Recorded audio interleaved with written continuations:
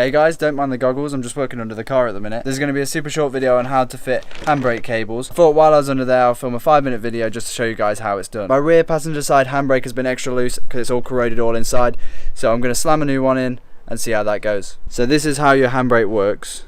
It's how it's kind of laid out in the car. So the driver is sat all the way up here, sat looking this, like sat facing forward. When you pull, you're sat there. When you pull the handbrake up, it pulls this cable, which would pull this, which would then pull this equalizer in the middle, which then pulls on the back too, which then squeezes the calipers, which then closes off your brakes. Usually the part that fails is the back section.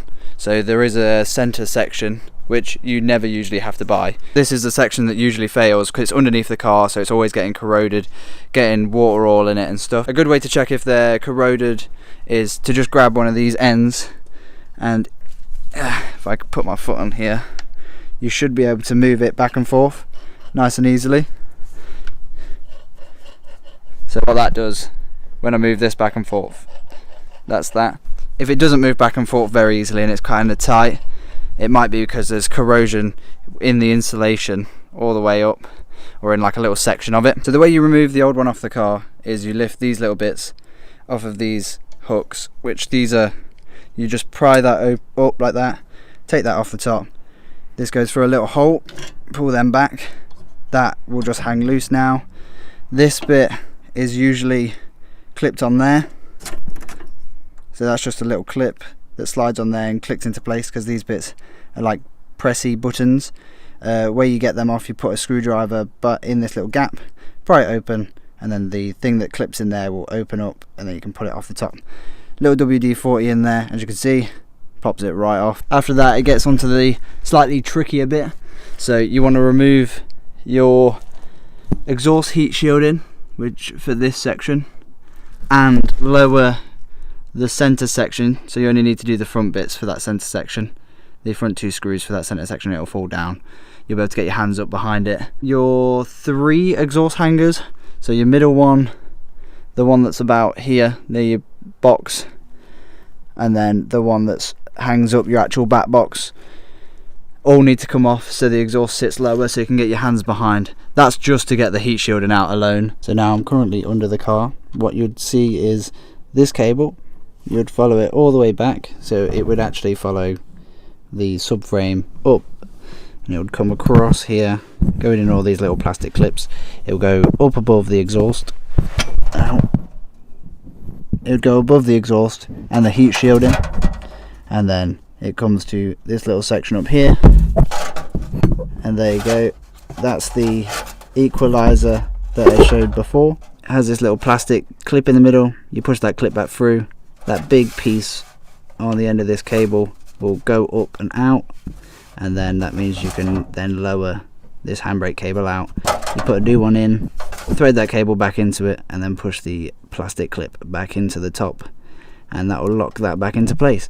So the place that cable goes, it literally just goes straight into the car, just there, which is about halfway, which then goes to your handbrake. This is the old versus the new, don't mind my hands. The green is always on the right hand side, so the green follows the driver's side down to the driver's side brake. So this is how they're supposed to move. So it wiggles the top, it wiggles the bottom. Yeah, so on the old one, the driver's side one was the good one, so you have to put some force into that, but it does move. And then the passenger side was the bad one. That just isn't going to move. It's a good job of changing it. These clips, these new clips, come on there as well, and it also has the rubber grommet things, so it protects it. So I've just put the new cables back in, and now it's time to adjust your handbrake. So when you're putting the cables back in, you should have this bolt loose, but I'll show you where the bolt is. So what you've got to do is grab right behind this center console section, and it just pops up just like that. Then you should be able to lift it off, try not to damage anything. There's just a little nut down there. You would put the handbrake down, and you want 4 to 5 clicks. So I've currently got it set to 5 clicks, so what you'd do, you'd go 1, 2, 3, 4, and then you'd get it to the one you want, so 4, but I've got 5 clicks. Then you'd tighten it up as much as you can, so keep tightening it. Once it's tight, you then want to put the handbrake down, making sure to keep your foot on the pedal at all times, just so your car doesn't roll away. What you'd do is you'd keep testing it until it's at the right level. If you can't pull it up enough, say if it's 2 or 3 clicks, then you want to loosen it off.